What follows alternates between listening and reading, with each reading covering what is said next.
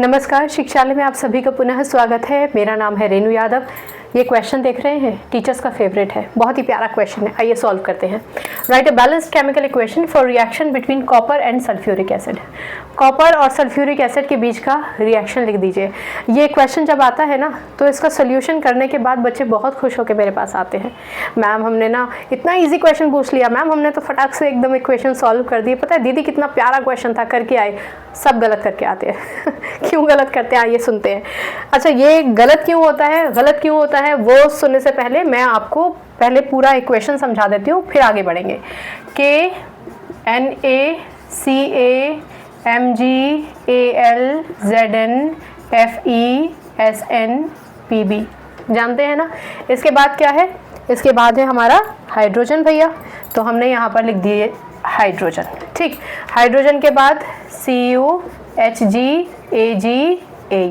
अब मैंने यहाँ पे हाइड्रोजन को हाईलाइट क्यों किया है, क्योंकि डेफिनेटली हाइड्रोजन के ऊपर जितने भी एलिमेंट्स हैं वो हाईली रिएक्टिव एलिमेंट्स हैं, रिएक्टिव एलिमेंट्स हैं, ये लीस्ट रिएक्टिव एलिमेंट्स हैं। जो सबसे ज़्यादा ऊपर है वो सबसे ज़्यादा रिएक्टिव है, उसमें इतना सामर्थ्य है कि वो अपने नीचे वाले को सब्स्टिट्यूट कर सकता है, और यही सेम कहानी बाकी के साथ भी है।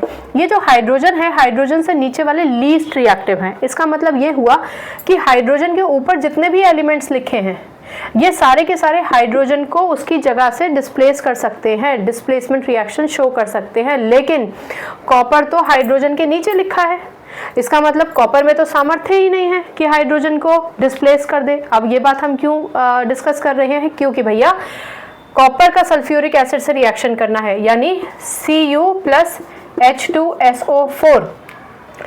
अब रिएक्शन करने के लिए चलिए अपने स्टेप्स फॉलो करते हैं। Cu2 पॉजिटिव और H क्या होता है, H पॉजिटिव, SO4 2 नेगेटिव। ठीक है, हर बार जब हम रिएक्टेंट्स को तोड़ते हैं तो हम ये बात डिस्कस करते हैं कि भैया टूट गए हैं तो हाइड्रोजन तो दोबारा से कंबाइन करेगा नहीं SO4 के साथ, लेकिन अगर कॉपर ने SO4 के साथ कंबाइन करना है, सल्फेट के साथ कंबाइन करना है, तो कॉपर में इतना सामर्थ्य तो होना चाहिए कि हाइड्रोजन को हटाओ।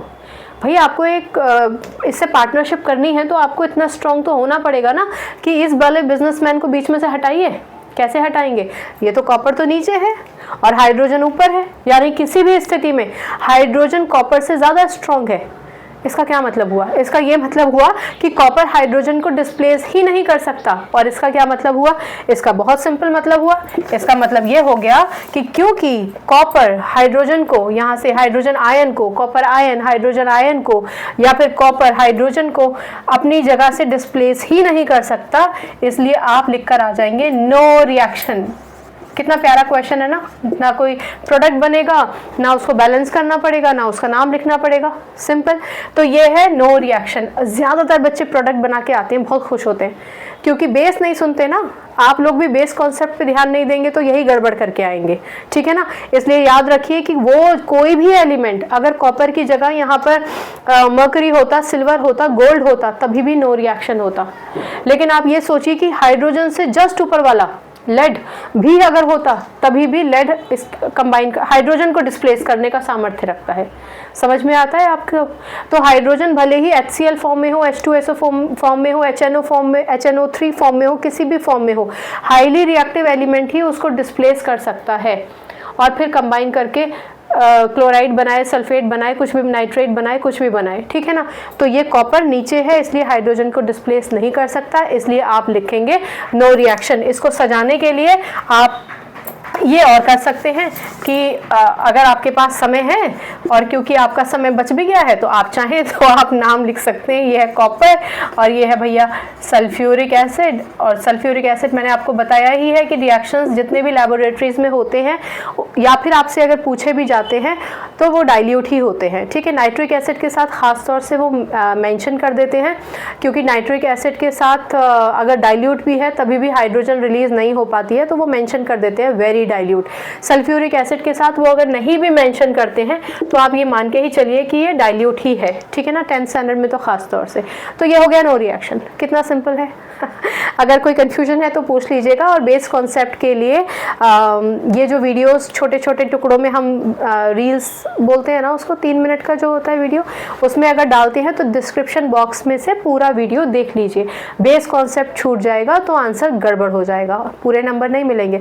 और केमिस्ट्री तो तो है ही एकदम जैकपॉट, पूरे नंबर मिलते हैं, तो क्यों गंवाने हैं नंबर? सिर्फ इस वजह से तो नहीं गंवाने चाहिए नंबर कि हमने बेस कॉन्सेप्ट नहीं सुना। बेस कॉन्सेप्ट सुनेंगे तो रट्टाफिकेशन की झंझट से छूट जाएंगे। केमिस्ट्री में नो रट्टाफिकेशन।